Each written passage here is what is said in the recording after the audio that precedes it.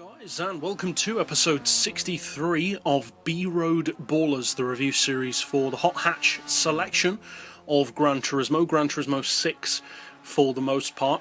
And this particular vehicle has been on Gran Turismo for a little bit longer, at least as far back as GT4, if I remember correctly. I can't recall if it was on GT3, it was probably on GT1 and GT2 though. And the car is very popular, the 1983 Civic 25i. Hugely popular car in real life, not necessarily as popular in the game, not for most people at least, but it still of course has a strong fan following. Now pretty much any high-performance Honda is going to have a strong following, but a vehicle like this, which isn't a Type R for instance, but kind of is before the whole image of Type R and is essentially the same kind of thing, does tend to have kind of a cult following, and that is definitely the case for this car. With some vehicles though, a cult following doesn't necessarily mean that it's that great. Being popular can sometimes just be because it's quirky or weird or different. So is this car good, or is it just popular? Because those two things don't necessarily go hand in hand. Well, coming from someone who's not a particular fan of Civics in general, I would say that this is a good car. Now, the fans of the car would obviously say that it's a good car, but what about someone who isn't crazy about this? Well, the main reason why I would say that this car is good is because the performance that it offers, in particular to do with cornering, handling, cornering speeds, driving manners, etc., are better than its raw numbers would suggest. Because there are some hot hatches that don't necessarily have the most amazing numbers to work with. Consider this vehicle for instance. Even fully tuned, you're not putting out anywhere near the kind of horsepower as most modern hot hatches, even the smaller ones. But of course it's a much older vehicle and the engine isn't allowed to be tuned as far as it really could be in real life. Now that being said, the 1.5 engine in this car can be turbocharged up to a pretty decent 281 horsepower, and it's easy to fall into a mindset with games like Gran Turismo and Forza, and some others, but predominantly those, of always craving big numbers, because big numbers surely equal the best value.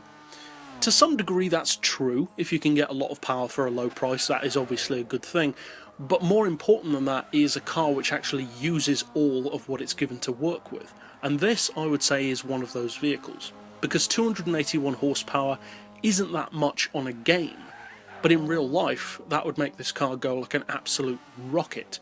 Now on the game, it doesn't necessarily feel as quick as something like a Clio RS or a Focus RS, etc. But the reality is, for what it's given to work with, and for the category of vehicle that it is, and for its age, this car does perform very well. Now, as well as having a pretty decent 281 horsepower, this is also a pretty torquey vehicle. 218 foot-pounds of torque is not bad at all for such a small 1983 engine. Now, the car is lightweight, as you'd probably assume, but it's actually even lighter than vehicles which could sometimes be smaller than this, such as K-cars. This car only weighs 710 kilos. That's pretty impressive, and the horsepower per tonne mirrors that because it's just under 400. That's actually better than some hot hatches which have far more power, but also have the disadvantage of far more weight to go along with that. So although it doesn't necessarily have monstrous straight line ability, it more than makes up for it with its average speed potential. Because the kind of speeds that you can achieve through corners with a vehicle as good as this mean that over the course of a lap, especially a technical, difficult circuit such as Ascari, Laguna Seca, the Nuremberg Ring potentially, but not quite as much, you can keep such a high average speed and brake less and slow down less over the course of a lap that you may actually find yourself keeping up with vehicles which in some cases could have even close to double the power of this car, or even more if they are much heavier cars. And that is a very useful thing to have, especially in lobbies which restrict your PP or your power, for instance. Now, the PP on this vehicle is very high, way too high, to be honest. 517 is very, very high for this car, and it should not be anywhere near that level. It just doesn't have that kind of top-end power in particular. Is it a bad car for that? No, it's good for what it is, but it's just not designed for straight line speed. It's designed to be exactly what the name of this series is, a B-road baller. It's not a drag car. Some hot hatches are, in effect, drag cars, stuff like the HPA Golf. But around corners, the HPA Golf would struggle to match the speeds that this car can achieve. Now, the PP aside, the value for money on this vehicle is really superb, I would say. It costs just under 12 grand.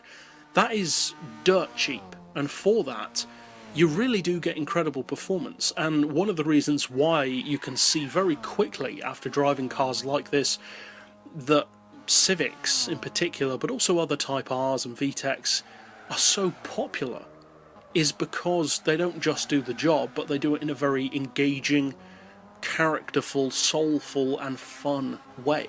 The handling on this car is very fun to drive. In fact, I would say it's more fun even than most sports cars on Gran Turismo. They may be quicker, of course, but they're not necessarily as fun. You can throw this car through corners with no thought really about losing control, because the car just helps you.